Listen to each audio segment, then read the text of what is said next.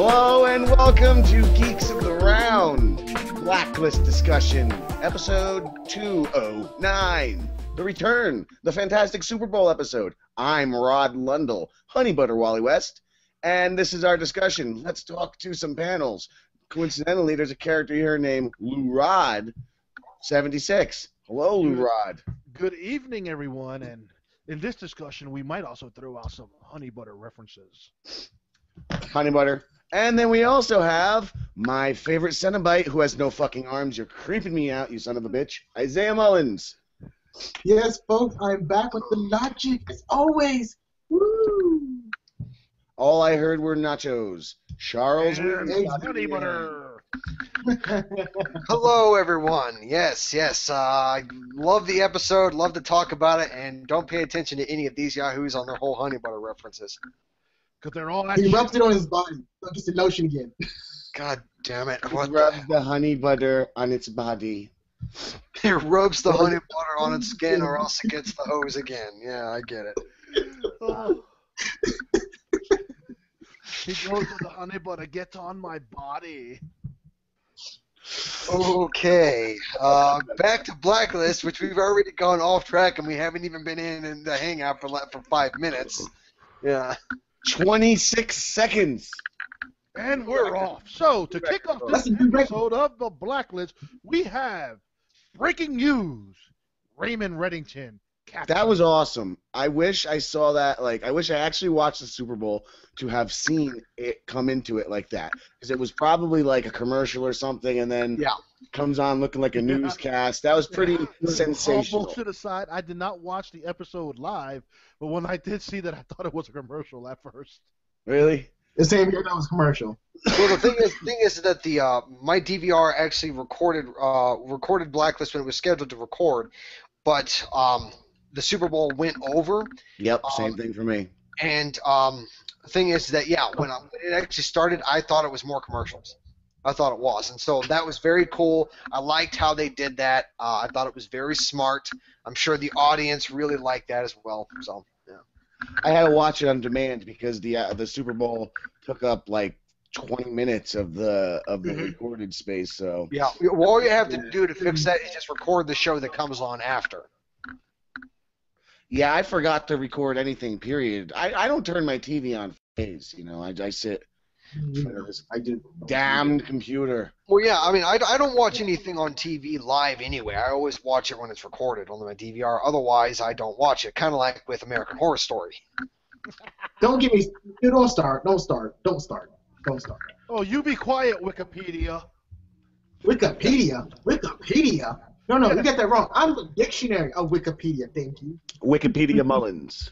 God Hey, damn it. there's some badass bar right now. You know, Isaiah would be that Cenobite who walks in, you know, through the double doors, smoke coming up around him. Who's that? And then the bartender's like, that's Wikipedia Mullins. Oh, God. That's a new name for me now. Oh, God, please, no. Please, no. All right, so what did you guys think about fan favorite Ron Perlman? No, that's Clay Morrill. No, I thought that was awesome. Ron Perlman is awesome in pretty much everything he does. Yeah, he's badass in this too. Yeah, he was great. I love Ron Perlman in this. Ron Perlman is awesome in Sons of Anarchy. He was awesome in both Hellboy. He was awesome in Pacific Rim, even though he wasn't in the movie for very long. And then he was also awesome in that terrible B-movie, independent movie, The Mutant Chronicles. He was in that movie, and he was probably the only good part of that entire movie. Never heard of it. Yeah. Never heard of it. Yeah. Oh, I've only seen it once. I'll never see it again. But he was good. He was good in that. But Clay Morrill, he didn't do a lot of speaking in this episod, but He didn't need to, though. He did a lot of physical, commanding acting. Right, but also I felt kind of cheated though because he was a good villain, but I want to see more with him. There should have been more scenes with him because he didn't do much of anything besides do some executions, but it was not like it wasn't really like, shocking. Well, Isaiah, that's the whole point of a two-parter. No, that's a good. No, like the red, like the box, and like in season 1, that was really thrilling and really That was like a heart pounding one because shit got real. Shit got super real. It was like that's a real like up close. Wikipedia. Shit got real You toward know the it's true. end when some shit was being said. I don't know. You got to remember this is network television, and for network TV, he was killing pretty shockingly. You know, no build up, he's just popping people. Like that woman he shot was like boom, like it was really violent. It was really violent, and that was actually pretty refreshing, to be honest, because you don't really see that level of violence on network television that much. Although I will say this, on another TV show on NBC, which is called Grimm, over the past 4 years, the show has been getting progressively more violent. I mean, hell, during this season, one character was at the mercy of a freaking hate group and was getting the shit kicked out of him. I mean, that was pretty difficult to watch as well. So it looks like that my point is that it looks like network television is starting to accept the more violent type positions for their TV shows, especially shows that come on at this late at night. Like Hannibal as well. Hannibal's the violent too. I never realized 9 p.m. was late at night. It is for kids. Who the fuck said kids watch this?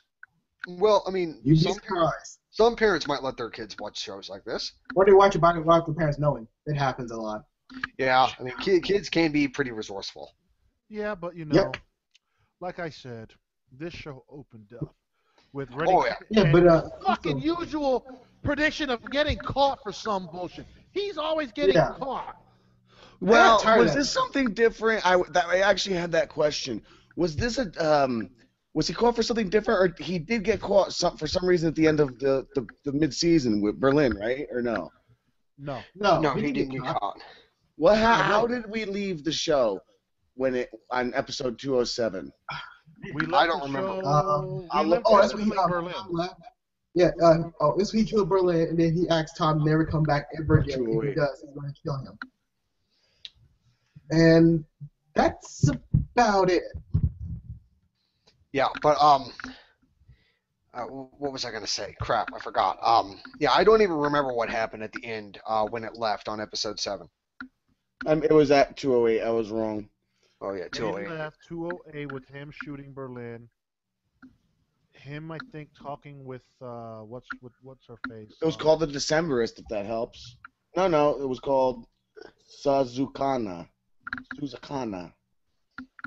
It was actually called. We don't remember. No, it was the Decemberist. This thing's fucking all screwed up. It was the December. The Decemberist was a picture Wikipedia.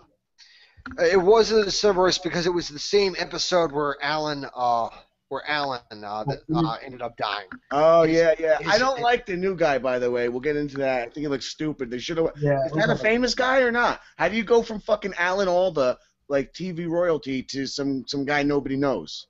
Actually, I know who he is. Who is he?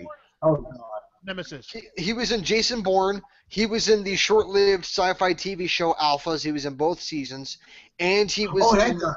Yeah, and he was in Godzilla. He played the admiral on the ship that was chasing Godzilla. I don't remember that movie. I don't remember it. Nope. I don't remember it. Nope. Mm-hmm. Oh, you love that movie and you know it. But anywho, back to Blacklist. Yeah, I do know who that guy is, and yes, you're right, Lurod. He was in Jason Bourne. Even though I thought Chris Cooper was Jason Bourne's nemesis in those movies. I don't know. He was one of the bosses. You know. Piss pooper. He was one of the guys with the CIA. Was but also, before we get to Reddington, I want to talk about one thing about Ron Perlman's character. When he killed that woman out of nowhere, and her head whipped black, it was kind of cool and kind of like messed up. Like, oh snap, her head was like a whiplash. When he killed that warden was friggin' awesome. Because it's like, let me talk to the warden. Okay, talk to the warden. Talks to the warden, gives back the mic. Yep. Right. Everyone was very stupid. Kept the mic open so that they could hear it on the other end. If you really think about it, he was portraying his Clay Morrow personality. Didn't give a shit, shot anybody, whipped on women. You know, he had a thing to beat up on Gemma. Yeah. Not cool. But also, there's one thing I also wanted. You're gonna keep doing Sons of Anarchy references, aren't you, Lou? He is fucking Clay Morrell, and that's that. But is it just me, or is you guys get a little tired of Reddington always saving the day? Because he does this a lot. Well, if the show focuses, I mean, really, do you think that what's her name? I fucking forgot her name. Is gonna save the day? I don't care. Her name is Elizabeth Keene. There we go. I forgot her name. It's been so goddamn long. Her name is Elizabeth Keene. She's really a nobody. Think Keene is gonna save anything? No. No, she's terrible. Look, like I said, Reddington got caught in China. How the fuck On purpose. did they end up on that oil rig so goddamn quick? Well, it all must have been planned off season because you guys are right. He was free at the end. Last we saw, he was actually letting Tom leave. Tom was working for him, and he said, or something like that, right? Yeah. Yeah. And then he that's gets it. caught. He's busted in China. He's taken into CIA custody. Boom, whatever. And the next thing you know, he ends up on his fucking rig. He speaks a few words. The guy gets the warden, and boom. Next thing you know, we got fucking Elizabeth Keene, the Islamic chick, and the other drug overdosing motherfucker on the same rig 20 minutes later. How the fuck No. around the It world was in 20 minutes? CGI. CGI air helicopter. The CGI background. It was terrible. Okay, so there's They took the X-Jet. They took the X-Wing, whatever the X-Men fly in. They took the No, they used And then they parachuted out, wearing those little blue and red and white hats with helicopter tops on them. They used the Quinjet. Go Gadget Copter. They used the Gadget Copter. Oh yeah, you used to go get it. On this episode of the Blacklist, Elizabeth Keene fights Dr. Claw. God. Next time, Keene. Next time, Keene. Next time, Keene. Oh God. Finally turn around his chair and it's let's see who's getting in there. Headless Allen. No, it's Pee Wee Herman. How do you go from U.S. of A. to some outlying borders of fucking China in 20 minutes? Yeah, in the time it took to uncuff Red, and that is a bit of a fall there. And if FBI didn't know where he was, like really, FBI, are you that stupid? He's with the CIA. Well, it's a little thing I like to call a time jump.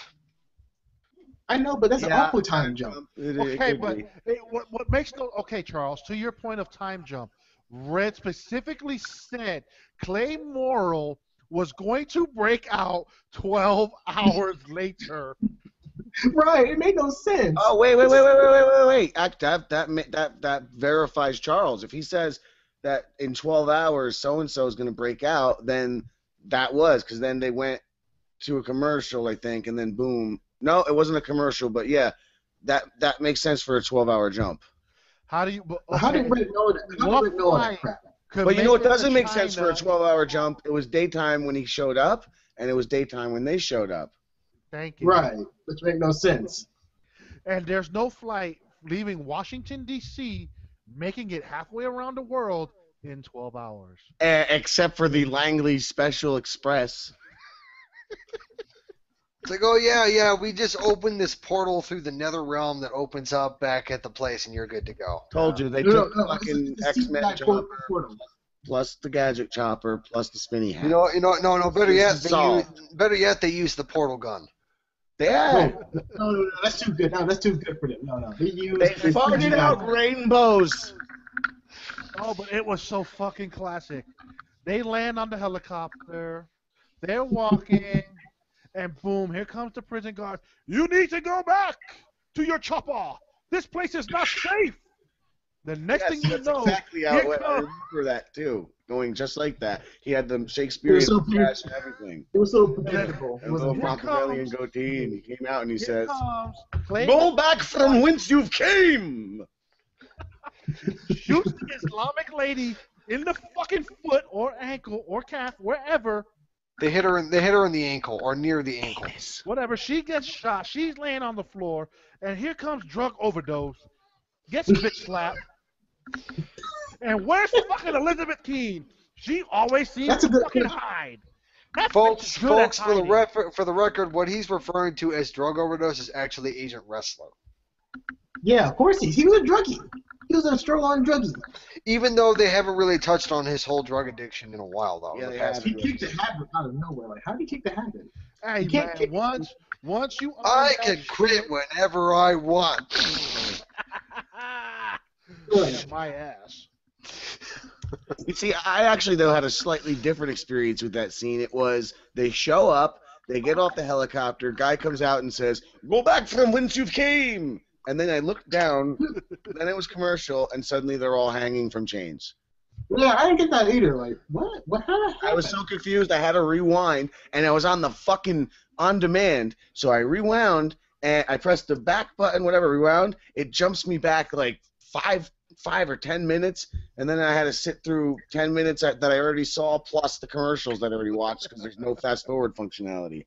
Oh, that's so awesome. It happened twice during the episode. I was pissed. I actually took my remote, started squeezing it and bending it, and I threw it, and the TV turned off and everything. And oh, but yes, we wake up. Well, no, we don't wake up.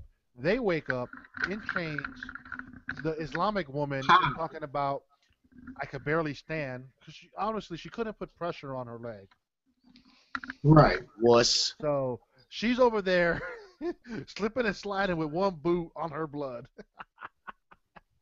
She should have died by then. I mean, seriously, she should have died. No, she would have. If it hit an artery, yes. If not, then she would have been okay. I thought she was too new of a character to die, because it just would have seemed cheap. If anybody could have died from some injury or through Perlman, it would have been Bressler or whatever.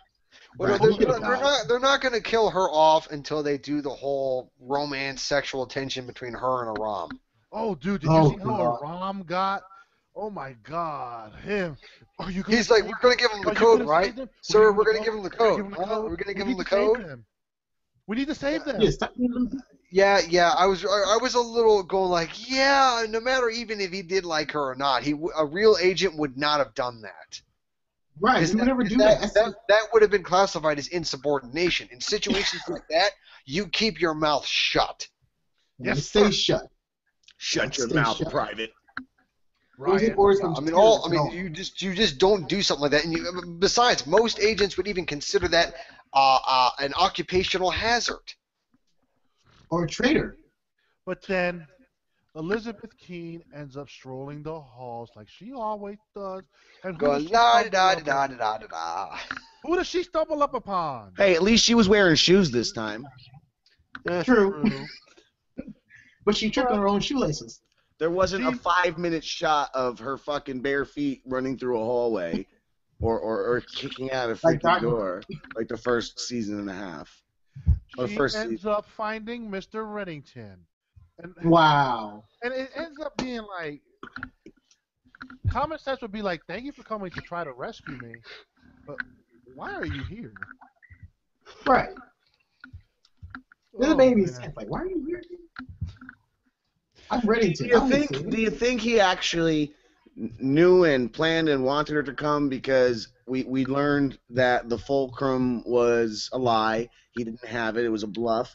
But do you think maybe he really wants it? Because if it's so important to him and his safety, maybe he really wants it. And apparently, she is essential, which they didn't answer why, right? He went into his fucking fish story. Yeah, he always got a fucking story to tell. I'm just waiting for fucking Keene to just like start sighing and being like, "Shut the fuck up already and give me a goddamn answer." Well, no. The thing is, that's one of the things that I like about Reddington is that he always has those stories. I great really for like the viewer.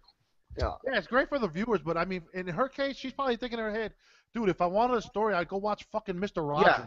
In her case, she should definitely have slapped him like 40 times. Like, that's a Ralph Cramden and Ed Norton situation, and she's Ralph Cramden, and Reddington's her Ed Norton. And, she just wants to fucking slap him like, "Norton, get on with it already!" She's giving him looks like, "Norton, You know that I know that you know that I know that you know that I know that I want to fuck you in the ass. Elizabeth King, she can't be a tough character. She's just so weak as hell. Like, good lord, you can't do anything, woman. You can't even make toast correctly. You suck. You want to know how you can make toast What's correctly? toast got to do with it? You know how A lot of else would make toast correctly? By adding some honey butter. Yes. Oh, it was coming. It was coming, yeah. Oh, he would with honey butter. Oh man, I look he away would for take 1 that second. toast, lay it on the Fucking plate, devils. and then grab some of that butter and just spread it nice and smooth all around to make sure. Okay. Back to Blacklist. You can't after that. You can't.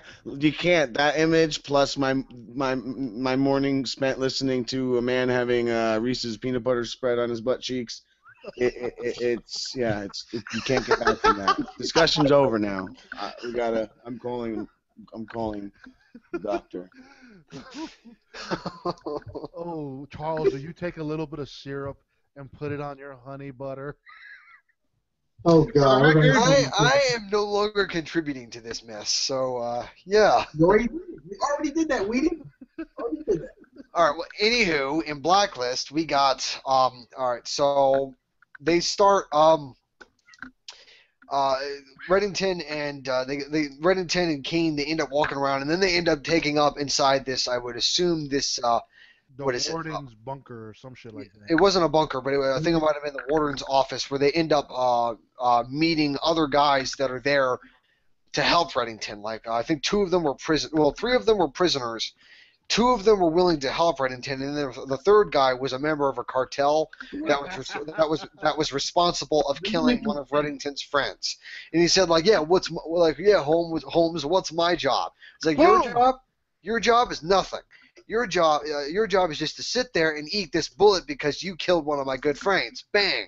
That's an really awesome scene. I liked it. But I noticed they didn't cut to Keen's reaction, and if you think about it, that signifies that she's just like, whatever. So that kind of makes her as gangster as Red in this aspect. Yes. And then we also got maybe she's thinking about it as, you know what, he's a fucking prisoner. He deserves to die. Yeah, unflinching, because they're like, you know what, we're not even going to show her flinch. Or did they? Did I miss that too? Because I missed the formation of this team. No, but the big Russian guy with the chains was funny. You know what we do, what they do in here. They torture us. Now I'm going to torture you. We're FBI. They torture us. We are FBI. Yeah. The guy? Are you talking about the guy with the beard that the woman that was trying to that got shot in the foot? I can't remember her name. The Islamic woman. She was talking to the guy with the beard. Yeah, that was not a Russian guy. That was a Middle Eastern guy. Yeah. He's a Muslim guy. Yes, because she was appealing to his Muslim heritage. She was flirting with him. We're just like a backhand slap. Like, really? She was flirting with him while she was hanging by a noose and bleeding from the caboose. Hey, you know how the men like that shit? Yeah, she's like, hello, Toldar. But, I don't know, because Reddington pretty much took over the show, which is always a good thing, but, yeah, I got nothing else. What did you have to begin with there? Because I missed the beginning of it. I mean, okay. I'm talking about, like, Reddington pretty much was the whole thing, the whole show itself, because he said no one listened to him, as usual. Like, hey, we should pretty much make sure we're not going to get killed. Hey, call for backup. Hey, do something that's not going to get you killed. Oh, never mind. I got saved the day again. I gave you the resources. I'm sorry. As much as I like this show, but it seems to be fucking predictable when he gives knowledge. Where the fuck is he getting all this knowledge? In 12 hours, Clay Morrow's going to break out of his cell and take over this prison. He got the intel. That's he like Isaiah said earlier. He got caught in China on purpose yes, Because he already had the intel. He went into the prison to get himself sent to the prison to warn them about what was going to be happening. Nope. Nope. I don't see it that way. He got busted on purpose. He got put in that particular unit because he wants that fucking thing that Clay Morrow was trying to get. The fulcrum. Yeah, or at least... The fulcrum was not in that prison. There was something there that could reveal the fulcrum's location. And that's what Reddington wanted. Reddington has one big fucking master plan. It's like he has a plan for his other plan that leads to this plan. Yeah. The man is a plan. You know, they let a little bit of they let a little bit drop into his thing with that fish story about going into the darkness, etc. And I got this idea that Reddington is really, because you guys were talking about Taken before. And I really feel like this is some sort of Taken situation where he was a journalist or he was something, and somehow he learned a secret, and as a result, these people came and murdered his family. He survives, and then he goes and becomes this person to stop something, but then he stays behind. Like, imagine, you know what I mean? Like Taken, where Liam Neeson goes and takes out the whole underworld or something, but he had to go undercover to do it, and then ends up staying in his cover after that. Like, that's what I think Reddington is he's just somebody who his mission was done a while ago, and then he sort of stayed and gave himself a new mission, decided, well, I'm here, I'm going to use this to maybe take down this Illuminati group or something. Well, his mission was to get more money. I don't think so. I don't think so. I think it's more noble than that, but I could be optimistic. Maybe it's not more noble. Maybe it's just very grim. Like I said, maybe he just did what he had to do, and then he was in the world already, and he had nothing else. Just might as well stay there. And then, yeah, maybe. Also, Ron Perlman knows the truth now about Reddington and the fire. Did you just say about Raisin in the fire? Well, Reddington and the fire. He knows the truth. Wait a minute. We're learning something next week from that coming attraction, apparently. Mm-hmm. Yo, yeah, it was so obvious. Like, really, it was so obvious. We might finally find out if Reddington is Elizabeth's father. He is the father. He's the father. We already knew this. He's got the scar on the back to prove it. She's got the scar on the wrist. I mean, Clay gave the look like it's her. And then we get fade to black. Well, no, Lurad, it wasn't a fade to black. It was a fade to an explosion. No. He was looking at the writers like, really, writers? Really, writers? You suck. So, but before we even get to the ending, I love the fact that, they're in the little fucking boiler room, whatever, trying to make the server hot. Boom, boom, boom. Explosion. He's laying on the ground, seems to be fucking dead. She gives him a little mouth-to-mouth. Doesn't wake up. She puts the fucking thing back on him. He wakes up. What the hell was that? She's terrible. She's just terrible. And then, of course, Clay decides to just punch her in the jaw, because that's what Clay loves to do. Oh, womanizer. Woman beater. He gave her a right hook. And then, who was that guy that saved Reddington? Or pulled him out of the rubble? Desmond. Desmond is his name. Oh, Desmond, whatever. And then you see Reddington with his John Nobleness. I'm going to save her. Oh, my God. I'm sorry. I thought that was just too fucking awesome.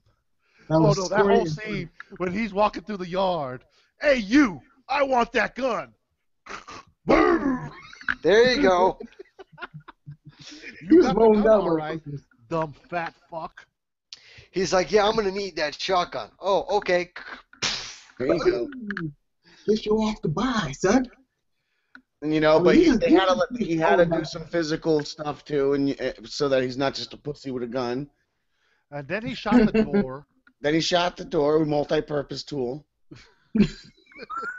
Oh, your breaching needs the 12-gauge shotgun. Hey, you can blow a hole in the I'm chest. curious to know. You can break a jaw with the back. Open any door. I've never played with. Don't have a can opener? Not a problem. We've got the shotgun for you. That seems to never run out of bullets. Yeah. He had a pistol out of nowhere. Like, he started shooting up the joint. Like, he has a pistol. No one's hitting him. No one can shoot with a damn. Well, no. As soon as he went into that room with that pistol, he just started lighting everything up, and he was able to hit everybody except Keen and Luther. Oh, he hit. Well, he only shot Luther in the arm, which probably proves maybe he wants Luther to escape. Because maybe he wants Luther to get whatever little bit so he can follow him and get the fulcrum. To actually find the fulcrum. Because as far as this point, we only know that the fulcrum is in a safe somewhere in St. Petersburg. And also, the whole heist breaking out, the whole heist of taking over the prison was so pathetic. Really, really pathetic. I disagree. Tell me why. Because, okay, this was like a maximum security type prison, right? And Ron Perlman, the smart guy there, like, okay, who's this stupid? Just kill the dude. Put him inside the environment. Do anything. Don't let him. It was just so obvious that he's going to do something crazy. And he did. And it's like, okay, does anyone have any cameras around here? Because you see the guy put something in his mouth, like, so there was we cameras. Don't have cameras. They were blocking the camera, cameras. but the security guard was blocking the camera's view.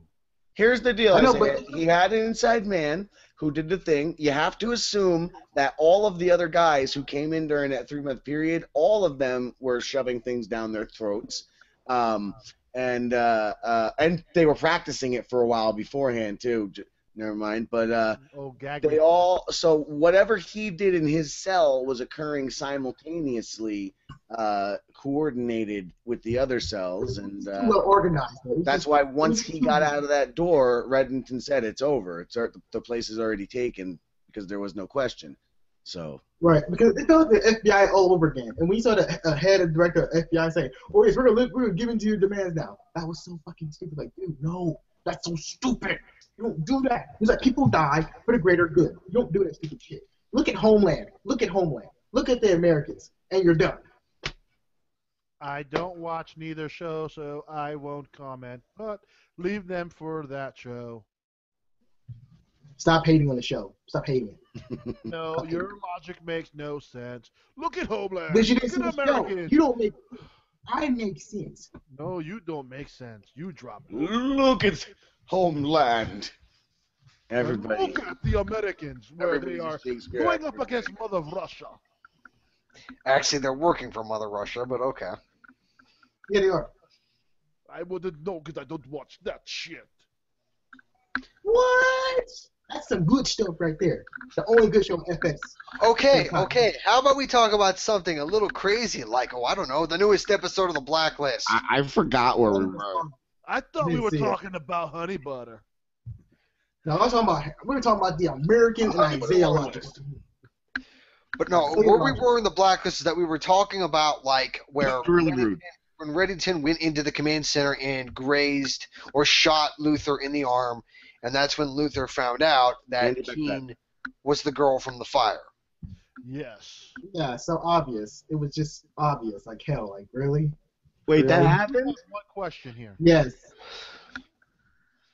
We know those fucking two planes did not take off from no goddamn aircraft carrier. Do the Americans as a whole have an Air Force base in China or somewhere around there? Doesn't matter. Those jets would be able to make it there regardless of where they were in no time. Because I don't know. Because around the world in 20 minutes. TV jets travel super fast.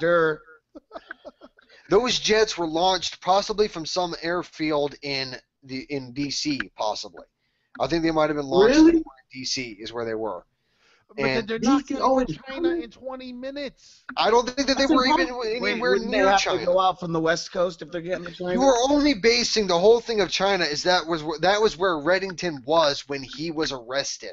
Yes, I recall they said that bunker/oil rig was off the coast of Beijing or something. Yes, I did. I did not hear that.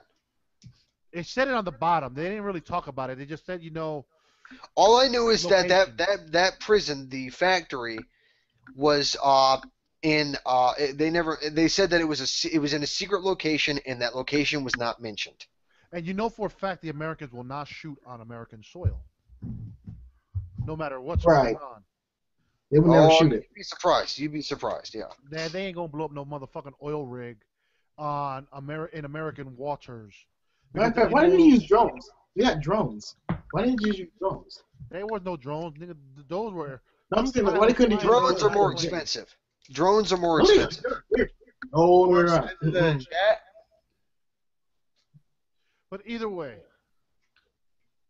Keen is starting to piece together some shit with Reddington. Clay was putting shit together too. And then, like I said, they fire 2 missiles. Now the question will be, where do the missiles impact? Do they impact down below where they get a chance to get off the rig? No, were they like nuclear bombs or what? That's going to be the question because, you can't kill Reddington. I did not know this episode was going to be a 2-parter. Me neither. No, I didn't either. I did from the when I looked up the title. I didn't know it was gonna be a 2-parter. Like, that sucks. It really doesn't. Why gotta be 2-parter? We just have one big ass long episode. Yeah, I was hoping for a 2-hour episode, but I mean, after the Super Bowl, they're lucky to get people to watch the hour. They did it. I mean, they did it after the Super Bowl, hoping that people were still watching the Super Bowl post-credit bullshit. They're not. All that crap. I wasn't. So I mean, if it was a good enough Super Bowl, you're either freaking drunk and passed out happy, or you're crying in the corner drunk, eating your wife, eating honey butter, beating your wife with honey butter. It'd be like that scene from Ace Ventura: Pet Detective where he takes a cold shower. Yeah.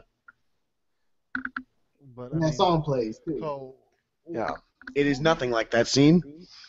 Who here has a wild Red Reddington? What did you say, Lou? Wild speculation of Wild Reddington.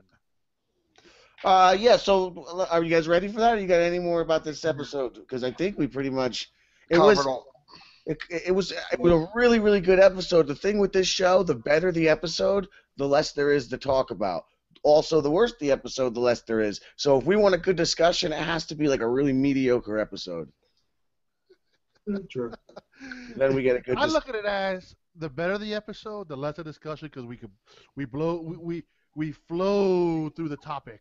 And the show itself just goes boom, boom, boom. Fast paced, which it was. It was well done. I hope they use this director more often, because you know what? This delivered on the show's initial promise of bringing like a blockbuster film to your TV every week.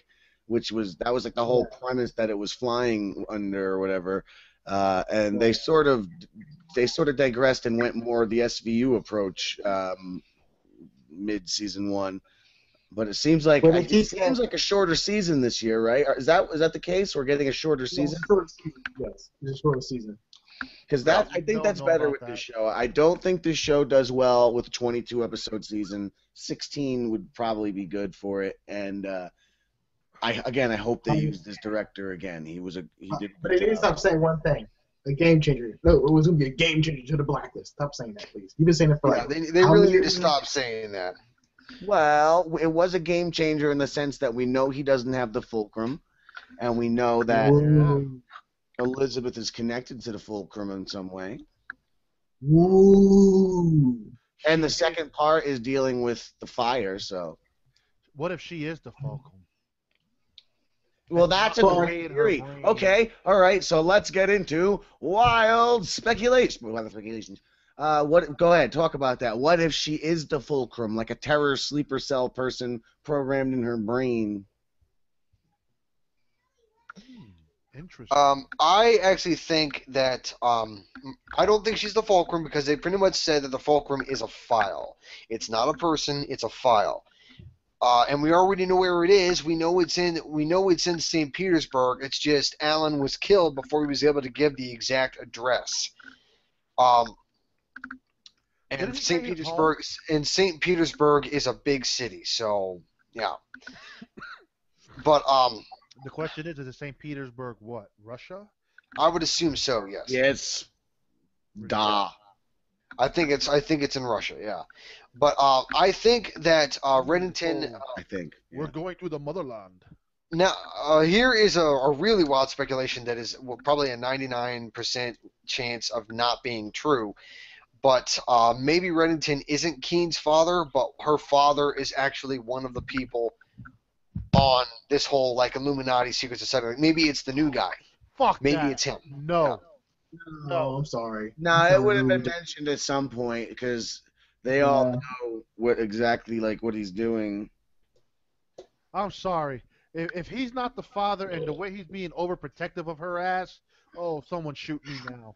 Listen, again, and Lou, you weren't here last season when I kept saying this over and over, but when this thing started, James Spader said, when asked, is Reddington, Keen's father, he's like, God, I hope not.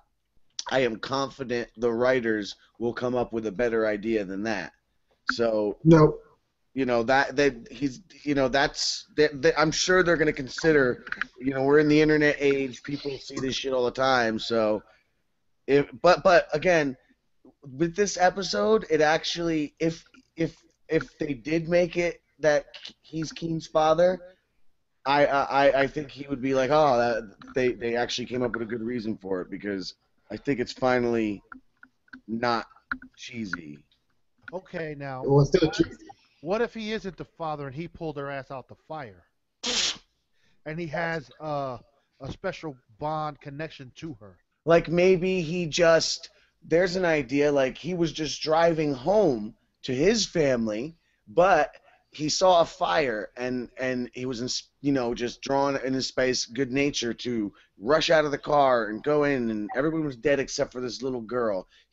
But also then comes like these men in black with machine guns, so he takes the little girl and he goes to save her, and he was training to be this top general army guy before he disappeared. So he went and brought her to some connection in the army, who then sent her off to where she became herself, right? And then he had to go and hide from the people, or maybe engage them in some sort of way, and here we are. Here's all this another time later. theory. What if he started the fire? That's a weird theory. Why? And didn't intend for her to be in the house, but since he found out she was in the house, he went back to save her. Now he feels compelled to look after her because he killed her parents. And sister. Oh, and sister. And Bunny. And their pet dog named That would Sally. be fucking horrible. I would hate it. And let's not forget their pet iguana named Bruce. And all the melted honey butter in the fridge. And all the fucking honey butter, yeah. God damn it, melted honey butter is disgusting. You would know. It's actually when it's nice and cool and you can spread it on the bagel. So good. Wow. In case it wasn't made clear, and for those tuning in late, this discussion of honey butter has been brought on by Charles's confession pre-discussion that he once owned a tub of honey butter, which he kept at the side of his computer chair and used it to lather bunions on his feet. Oh no, this is before I even lived here. This was like years ago, back when I was still in school. So, in other words, this episode was brought to you by Honey butter. Honey butter fetish. Honey butter. God damn it, you fuckers. But he looked at his favorite idol was Fat Bastard rubbing himself with honey butter. All right. Back to Blacklist. So, no, I'm just getting out of this hangout. I'm gonna go touch myself now after that with honey butter. Oh God! I hope Deanno Isaiah, edits this do out. you have any of your not true logic to drop here? Okay, let me drop some good stuff over here. Before Isaiah goes, we're just gonna do a quick test. This will be the once and for all final test if Deanno is watching our shows. How about we rub Deanno with honey butter, and we do this as an on-air thing. Matt or Knuckles can actually each can go on one side and they can each get one nipple lathering his nipples with honey butter. Oh, yeah, rub that butter on my belly. Oh God, was this so Oh good? God, Dano, I am so sorry. I'm not.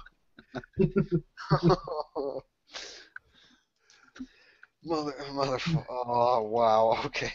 All right, so that concludes the end of this hangout. So be sure to check out our other hangout discussions. We still have to wait for the Isaiah logic to drop. Exactly. Hold up. It has to freeze during the honey butter on Diano's nipples discussion. We're being punished. All right, my favorite Cenobite. Chatter away for us. All right, finally. So, behind it, we already know what it is. We already know what the weapon is. It's in the safe, right? But guess what's in the safe? Elizabeth King's blood. You know why? Because there's a virus in it. She's a virus, son. She doesn't know it, son. The virus is in the safe. First off, the fulcrum is not a weapon. It is a file. Right. Exactly. A file DNA. It's a file of butter. Exactly. And honey.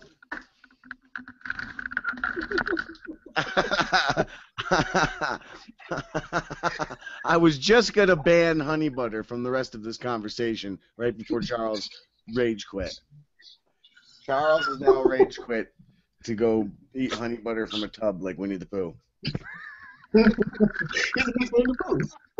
No, I'm here. I just wanted to just take a breather, maybe punch a wall, and that's about it. We have come to a summit agreement that there will be no more discussions of honey butter. Yes, it's called Weed in the Pooh. Get Winnie the Pooh? No, Weed in the Pooh. Thank you for watching or not watching. Whenever you do decide to watch, we will be back next Monday at 10:30 or 10:45ish, depending. 10:30. To discuss this Thursday's episode of The Blacklist. Wait, actually, yeah, that's a thing. It comes back again this Thursday, so we're getting 2 this week, 100%? Yes, sir. Okay, so we are continuing our new time for Blacklist. People who've been watching may know we were Wednesdays. We will now be Mondays following the Walking Dead discussions, and the Walking Dead returns. Ugh. Oh, sure. Ugh. I can't wait. I'm tempted to go look at spoilers right now because I know they're out there. Also, with the return of The Walking Dead, we will be starting up the Better Call Saul discussion. Oh, that's no. Are we or are we not? That's something I don't know if anyone's come to an agreement on. We have come to an agreement. We are going to do it. Oh, so I missed that. Then how does if it's Better Call Saul comes on after Walking Dead, then that would conflict with the time slot for this show, or do 3 shows in one night. And I don't think we've ever done 3 shows in one night. But anything is possible in the land of the realm. We're never doing that. Oh no, it's the end of the world. There's so many questions. This is why everybody, you need to tune in, you need to subscribe, you need to like, you need to get in there physically and manually, and you need to favorite this video. It's you gotta section. You gotta break through. You gotta join Geeks It Around because there's so much going on. So, all right, that's it. There's nothing to promote. There's nothing to talk about. Yes, there's more promotions to come. No more promotions. 9 p.m. No more promotions. www.ridinghorse.com. Meet the Mosley's book 2 just came out. There will be no promotions. Okay, that's it. What other shows we got? So we also got The Flash, The Agents of S.H.I.E.L.D. Sleepy Hollow is going on. Sleepy Hollow's coming back. Yeah. Is there Carter discussions? Yes. I drank 3 pots of coffee today. Agent Carter is going to be on Wednesday, I believe. Yes. American Horror Story is over. Let's not talk about that. Yes, no. That is a blemish on the Geeks of the Round name and face. Yep. But hey, we would not be knights without losing some battles. Mm-hmm. So tune in. You never know what you're going to get live on the air. You might get herpes. You won't get herpes. You might get Isaiah logic. Or you might get a tub of honey butter. All right, so that's it. Honey butter Bluth Bananas, and Yano, we hope you're not watching this, and we also hope that what was said was purely speculation. I'm Todd Grundle. I thought you were Rod Lundle. Oh yes, I'm Rod Lundle. This is Too Rod. Isaiah, my favorite Cenobite, and Charles Whedon bidding you. What, Charles? A farewell and a happy evening. You're supposed to say goodbye. Bye-bye.